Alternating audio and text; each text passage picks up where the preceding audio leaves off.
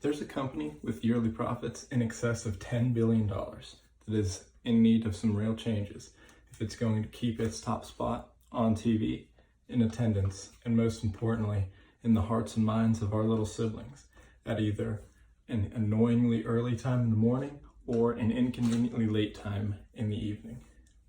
Major League Baseball is currently facing some small challenges, such as slight downturns in attendance, slightly lower TV ratings, and the adage that no one cares about baseball when the football season starts.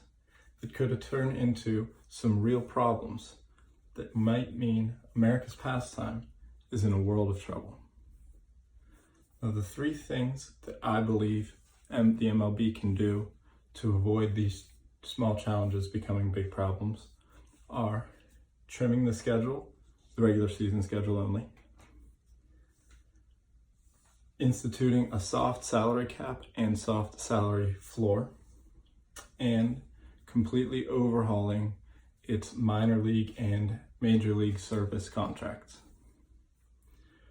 First, I believe that trimming the schedule from 162 games to a lean, mean 144 is the best course of action to start because of 144 games' historical significance to baseball, and because it really only eliminates interleague play, which nobody cares about anymore anyway.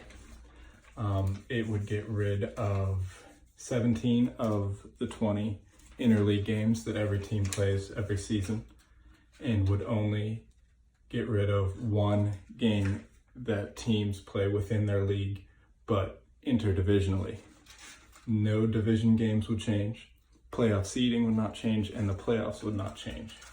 And every team would get to keep one interleague series a year, which the MLB actually acknowledges one interleague rival for every team, and since 2014 has tried its hardest to schedule those teams to play each other regardless. The reason I believe that trimming 6 3-game series from the schedule is not only the hardest but the most important step is because attendance in 2018 was down from 2017 for the first time since 2003. Rather, attendance was down from the year before for the first time since 2003.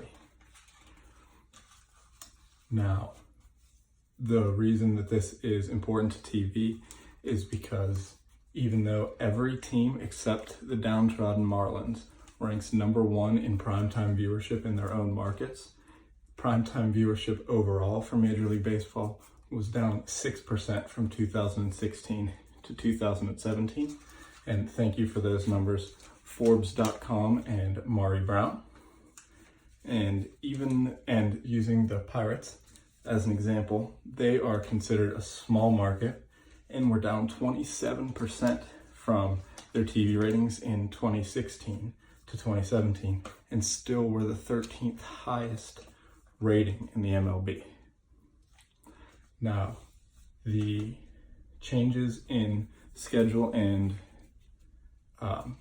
therefore TV would be offset by the revenue brought in by a salary cap and floor.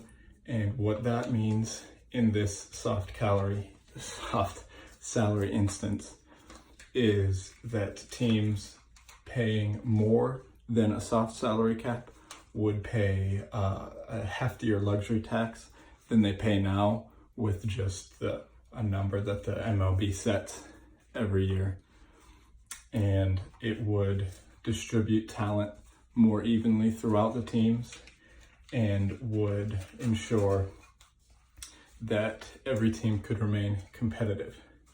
The salary cap would be a percentage deviating above and below, because I want to institute a salary floor as well, the league average from the year before or the projected league average for a given year.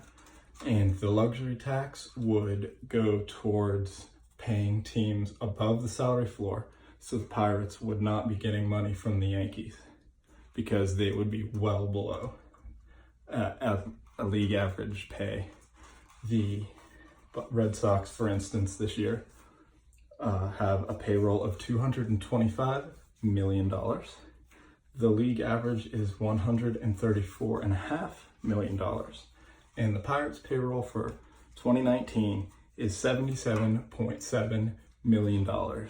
And they would like us to watch and go to the games where they might be playing a team paying their players over 3 times more than we are paying ours.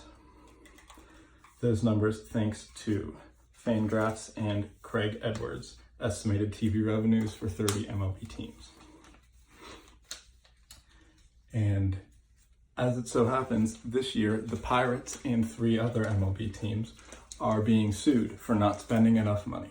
The Players Union filed a grievance against the 4 clubs because of the revenue sharing policy that I would like to change to where teams that don't pay enough money would see none of the revenue. There'd be no reason for the Players Union to sue a team made up of players.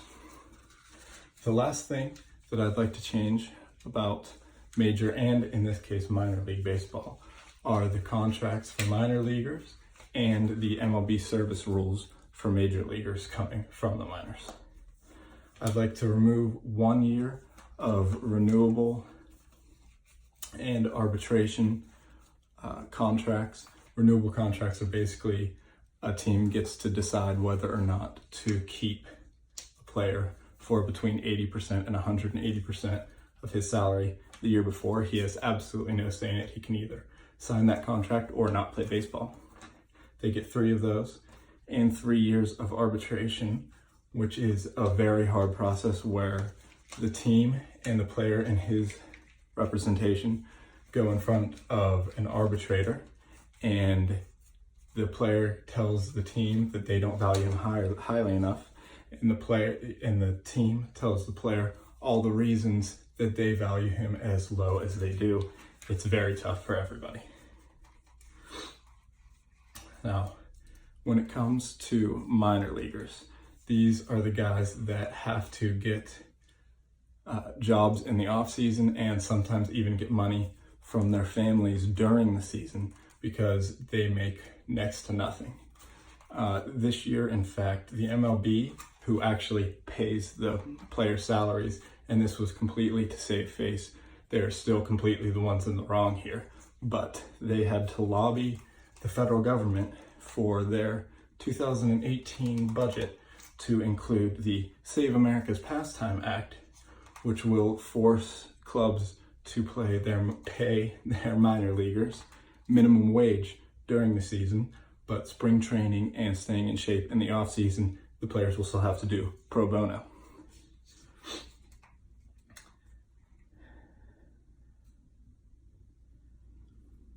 I want you to picture a world where every year has the chance to be the 2013 Pirate year, where they finally, after 21 years, won more games than they lost. They finally got to go to the postseason, and we got to watch Johnny Cueto drop a ball from the mound and then throw Russell Martin a home run ball on the next pitch. That is the MLB that I want to create with these 3 changes. And that is the MLB that we can create if we continue not going to Pirate games, and not watching the Pirates on TV, not buying merchandise, and almost as importantly, voicing our displeasure about the Pirates to the Pirates on social media. If we can step up and continue to step up doing that, this is the Pirate team that we can and will create.